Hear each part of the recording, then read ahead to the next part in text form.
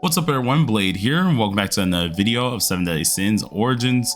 Inside today's video, guys, we're going to be going over the team over to the right here, which is going to include our new character Daisy, in which I'll be trying to go over each one of their weapons, how I really use them, the rotation in which I'm going over, as well as some of the smaller logistic stuff, whether that's enhancements, gear pieces, you name it, you think it, it's probably going to be in the video. So if you guys do enjoy, be sure to hit the like button, hit the subscribe button. We're also going to have some substitute characters that you could use too, so if you do appreciate that, leave a comment down below. That's help us out in the algorithm quite a lot here. But with that all out the way, and we've already yapped enough, let's go ahead and get to the rest of the video. Before we get into the video, I'd like to introduce you all to a reoccurring sponsorship of mine that allows me to save a ton of money on 7DS Origin, and that's Loot Bar. Loot Bar is a top-up website that is trusted, secure, and immensely cheaper than many in-game stores, in which you may have heard of it quite often if you're in the gacha gaming space, and for good reason. Lootbar.gg is my main way of saving money, seeing that you can get up to 20% off on many games and their currency. The way that they do this is by using official top-up channels, unlike unauthorized sellers do, in which I use them quite often. But not only for just 7DS Origin, but my main game P5X, Do at Night Abyss, and that's always been the thing on this channel. I'm a little bit of a cheapskate, so of course, if I can save some money, it obviously has helped me out a lot. They're pretty fast and reliable, and the more you use them, well, the faster it's gonna end up being. All you gotta do is click my link down below, which will give you various deals for in-game items, all on 7DS Origins. Give it a little bit of time and the item that you purchase will be delivered for you to enjoy. If you'd like to support the channel and consider, of course, staying around, consider checking that Loot Bar link down below. It really does help me out and allows me to make good videos like this all the time. But with this out the way, let's go ahead and check into the video. Alright, so getting right into it here, we're going to start off with Elaine. Now, Elaine is one of the few units that I use very often, seeing that she's a very versatile character. Now, she has about 3 different weapons that she can end up using. Her wand, which is more for DPS, her staff, and then the grimoire being the book here. Now, I would like to immediately preference this right now. The book is what I use 90% of the time now because I no longer think I need to utilize the burst efficiency that she actually has on her staff here, but the staff is still exceptionally good. So on the off chance that you want to use the staff, you very well can, but do keep in mind that I personally am not using the staff currently. But for the video, we are going to be using the grimoire, and the main reasoning for this here is because with her grimoire side, she's also helping out our earth damage, and she does help out our tag skill damage. Well, with the way that we have her set up with the skins and stuff, whenever we do tag in like Meliodas, after she does a burst or something, she is going to allow him to deal some crazy damage. And that's mainly, of course, if you have a barrier on. Lucky for us, we're going to have a barrier on with her, and of course our DN can give us a barrier. So at all times, we will have something on our character. So there's nothing to really worry about. Another good part about having this here is also with the thing that she actually is able to do with her first skill, which is the Saintless Domain. She's actually able to restore your tag gauge, which will make a lot of things way easier to just swapping back and forth with your characters, seeing that there are multiple different ways to set on up. But alongside of this, it can decrease the enemy's earth burst resistance, meaning we can easily do this and build up a huge burst very quickly with our DN as well, who is a key part to this team. Now, on the off chance that you did not want to use Elaine, I mean, you could try to find someone else who helps out with the burst efficiency breaking here. There are a few other characters. If I'm right, I think King does have a version of it. If you don't want to use Elaine and you just want someone who's a good sustaining, Tiore can also do this as well, and she does have an earth set with it, which does help out your earth damage. So I mean, like, there is a little bit of a substitute that you could end up using there for Elaine. But on the off chance that you do have Elaine, she is really good for this set. Now, for the armor that I'm using, I'm going to be using at least the Cheer for Owling. And the reason I'm using Cheer for Owling here is because I'm building up my burst a lot with Deanne. But the person who's really activating the burst will always be our Elaine. Reason being is because if you do have this outfit on, activating a burst will restore your magic gauge by a certain amount and increase your allies' tag skill damage. Well, usually once, of course, I'm swapping into a lane to do the burst, I already have my buffs down, I have everything down here, and we're already on that timer. So I'm able to immediately swap into Meliodas, he tags skills in, dealing some high key damage, and then we go into our straight up just DPS mode central, which she does make very, very applicable, which is really, really good. But the only downside to this is if you're not utilizing or if you're not bursting with a lane, you're not going to be able to take majority of this outfit's bonuses. So that's where you have a little bit of a problem. From what I've noticed, at least with her other outfit being the Guiding Light, it's mainly the same way. Although it does help out with the crit damage to a certain extent, it's only if it's for the wind attack, which seems more likely attached to the character herself as a DPS, hence the reason why I went for Cheerful Outing, mainly going as a supporter type role. Now when it comes down to my potentials, I do have at least one potential into this character here. The rest are all free to play as usual. This one does allow me to increase the earth damage of allies with our Saintless mark, which once again, if we go ahead and check what that was as well here, this should be this one. It allows us to deal more damage off our tag easily, right? So if we do have the Saintless mark on, obviously they're getting decreased earth burst resistance, and of course it's going to help out our tag gauge. So when we do swap in to deal some extra damage, that obvious potential is going to allow us to do even more damage. The optimal one that I would think would be great to have is going to be tier 6, and that's mainly because of course it increases our normal skills barriers, which is pretty darn cool, while also helping out our cooldown, meaning that our barriers are going to come back even quicker, which I do think is very, very helpful, but we're not really going to talk too much about that. As for the next character being Deanne, we have her at the 4 potential area here, and the weapons I'm going to be utilizing on her are the gauntlets. Now, I don't have any 4-star gauntlets or anything like that. We're mainly using just the 5-star ones that we have. As for our off weapons, we have this 4-star weapon that isn't fully maxed out just yet. And we do have our jet black axe that also isn't fully leveled. Now, I'm gonna try and get them both done pretty much today just to see if I can squeeze out a little bit extra power and stuff out of this here. But that's just gonna be a chance. Currently though, she is sitting at a decent amount of power here, being around 18k with 16k attack, nothing too crazy. And on her armor gear set, we are using the Cheerful Girl armor set. Main reasoning for this is because whenever we do use our ultimate move, it does restore our HP, which is really good with this one, seeing that she's able to use heavy metal. And for every attack that we do take, we're getting some max HP up here, which is obviously allowing us to deal some decent heals on us, making her a very, very good sustain. Alongside with this here, Deanne actually is our burster for the team, so she does deal a lot more of our burst damage that we do need, and our normal skill damage is actually increased for 5 seconds whenever we do a burst.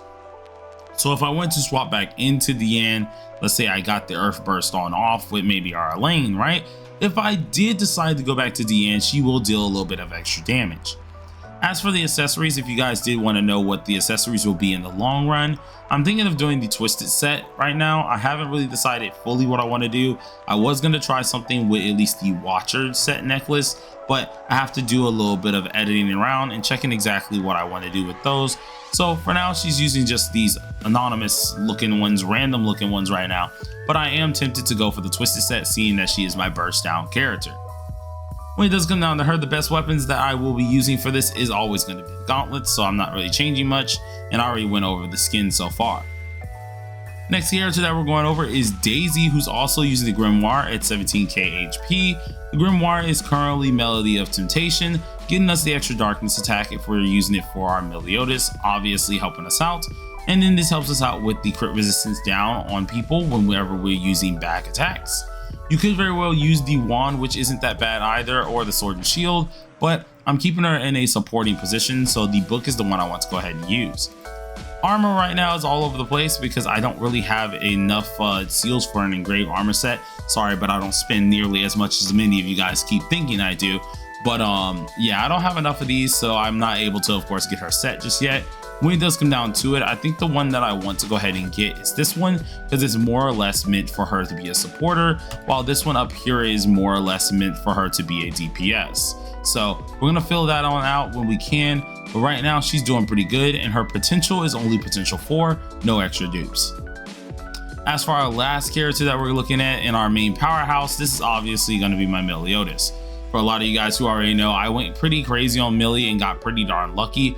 Majority of these were my early pulls where I didn't really like hardcore gotcha summon for this, but they were a lot of my free-to-play gems throughout the map. I was trying to get the last dupe for him, but I wasn't too lucky, so we had to kind of eat on that one. As for our weaponry here, we do have a 5-star weapon longsword, which I'm going to be trying to get to 6-star most likely this weekend. And we have, of course, our axe and our dual swords with 1 star on those as well. I kind of shift between the axe and the long sword, so it just depends on my mood at the time, but the long sword is definitely my main weapon.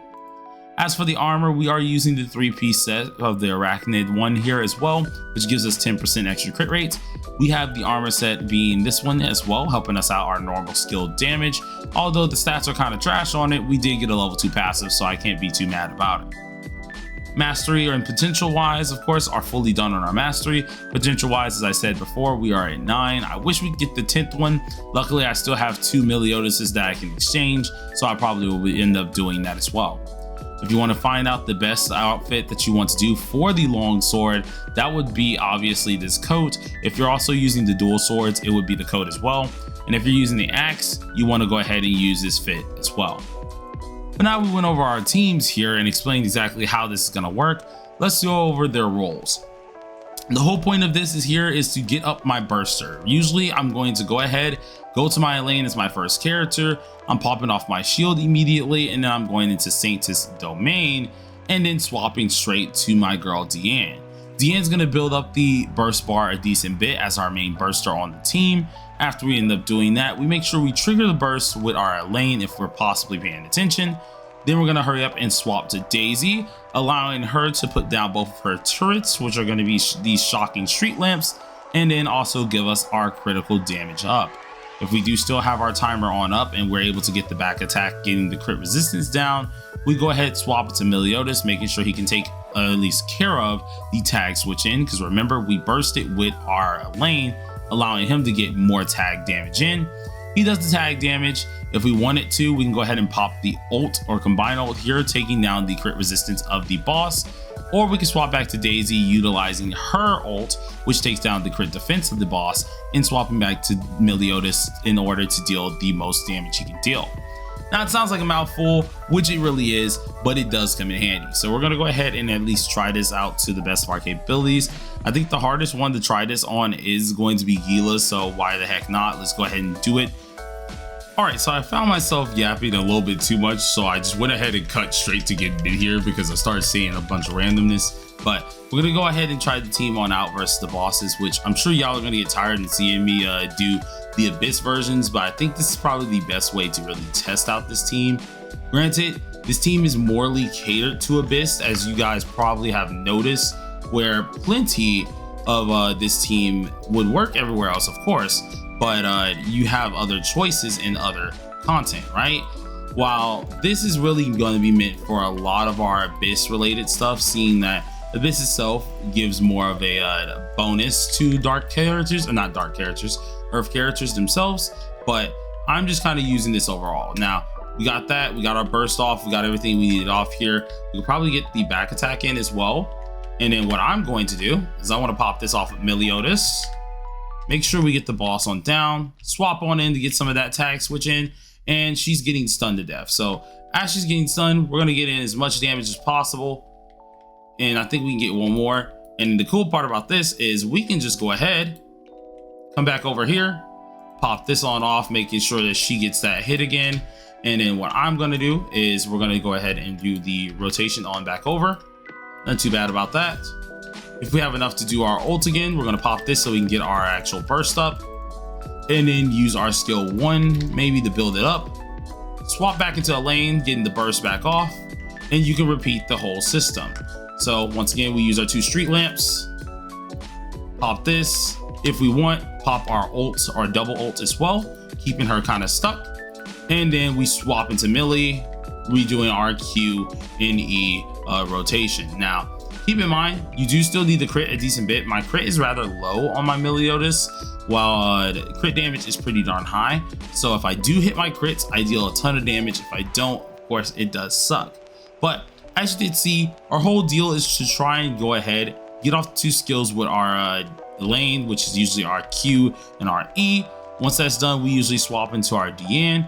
Diane's gonna come over. If you have the ult a little early, you can pop it, but it's not mandatory to do so.